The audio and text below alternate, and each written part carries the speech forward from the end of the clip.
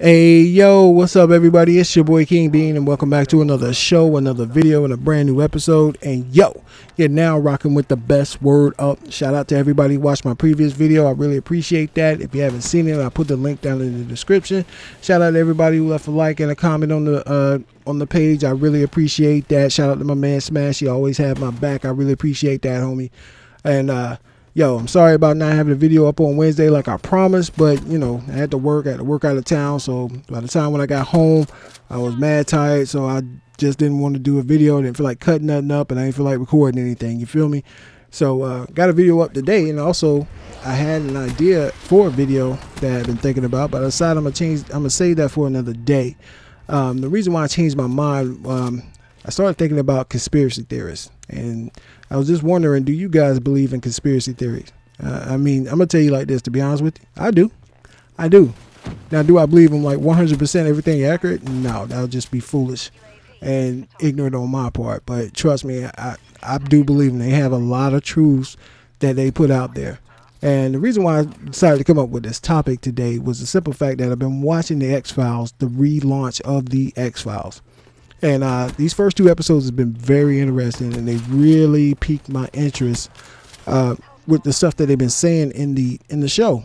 Now, I never was an X-Files fan back in the 90s when it came out, so I didn't care. I cared less about it. I just thought it was all about aliens and some weird crap. So I really wasn't into the conspiracy theory stuff until probably about 2007. When I really started getting on the internet and really looking at YouTube videos more than just music videos and people getting dunked on or crossed over, you know what I mean?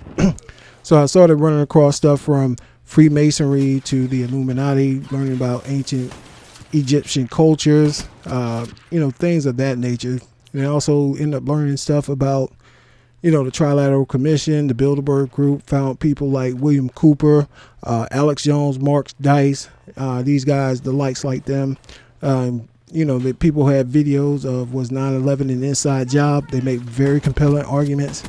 I mean, one of the biggest arguments that I've heard, not so much with the tower stuff, although it's two facts that kind of haven't been explained to me yet, which I don't quite understand. When the plane hit the Pentagon, there's no plane wreckage. There's nothing. I mean, it just said it disintegrated on impact. There aren't any planes that ever crash, just disintegrate on impact. They usually break apart in a fiery ball or what have you. And the same thing happened in Pennsylvania. When the plane allegedly crashed, they left a crater, but there's no debris. There's no plane debris. There's no bodies. There's no nothing there. Everything just disintegrated, which makes absolutely no sense to me. But hey, I don't know. It could have happened just the way mainstream media said it happened, but I don't believe it, to be honest with you. I don't trust mainstream media, and I don't trust our U.S. government, to be honest with you. I really don't. I don't have no beef with the government, but hey, look, when being a black man, we have always been taught growing up not to trust the government, to be honest with you. I mean, they've done stuff to our own people with experiments, with the Tuskegee experiment. Get a chance to go look it up. They've done that stuff like that. They've also experimented on soldiers, trying to figure out how LSD affects soldiers in war. I mean, it's not only just black people, it's white people as well. It's also, it's also just the people it's never the rich people who have to go in these experiments, or you find these hidden experiments. It's always somebody who's poor. When I say poor, I don't mean like they destitute and out. They could have a normal job like me, and or make more money than me, or a little bit more money than me, but not the wealthy people. They don't go. You'll never hear nothing like this happening to them. You always hear about somebody you don't know, or some obscure guy that nobody would ever miss, or they just think that they're crazy. You got all this stuff going on with these mass shootings everywhere. You got fear mongering that's out there from the terrorist side. We label them as terrorists. I mean, I'm not defending ISIS. I'm not defending none of them. I think what they do is horrible. But who created ISIS? Who created Al Qaeda? Who created the Taliban? All that stuff came through the U.S. government. Our U.S. government have our hands over everything.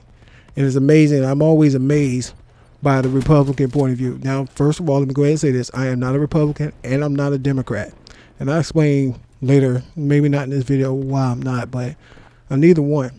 But those I'm always amazed about how the Republicans always refer back to Ronald Reagan as being pretty much God in their eyes. But into the black community, he was the devil, because it pretty much, cocaine and drugs were brought into the system under the Reagan years through the CIA.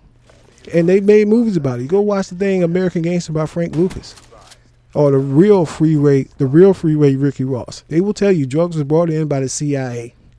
Our own government was helping to kill my people. You know what I'm saying? It's crazy when you sit back there and you think about it. But if you bring it up, people think that you're crazy. They don't think that's real. You know what I'm saying? So understand this, people, also as well. There is no privacy. No matter what you do, no matter where you go, there is no privacy. You got a camera in your face. Your phone is a virtual tracker. It's an ID tracker. Google tracks everything that you do. If you don't believe me, man, if you really don't believe me, check this out. Go look for something on Google for shopping for something as simple as shoes, video games, a t-shirt, or whatever. You got a Facebook page, I guarantee you, within minutes, you go on your Facebook page, and the suggested page is going to be something that you was looking for on Google.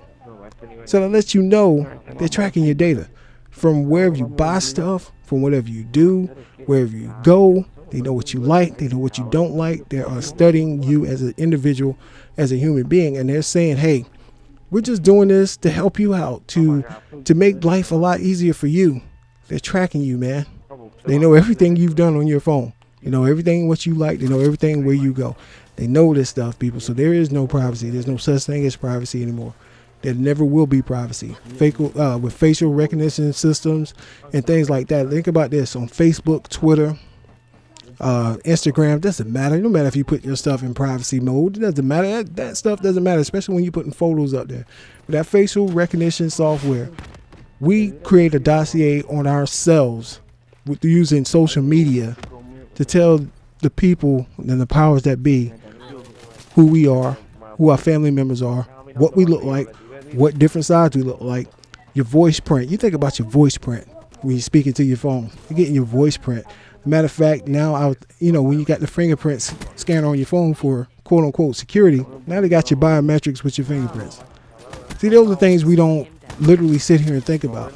But one of the things that they always do, and I don't think we really pay attention to it, when you watch TV shows, watch movies, they tell you what's coming before it's coming. I know you people think that might be crazy. You might think that's not real.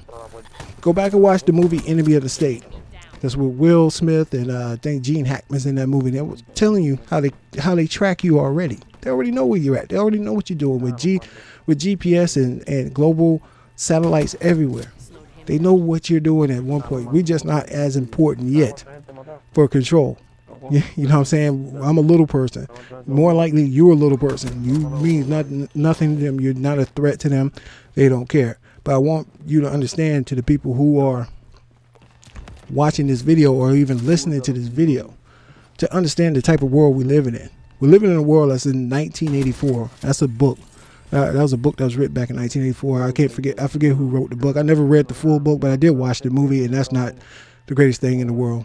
But to get a kind of idea of what that book of 1984 meant, if you watch the Lego movie, the first part of the movie where they say everything is awesome, they sang that song, and you saw, like, if somebody stepped out of line, how they were chastised, they were rebuked, or what have you.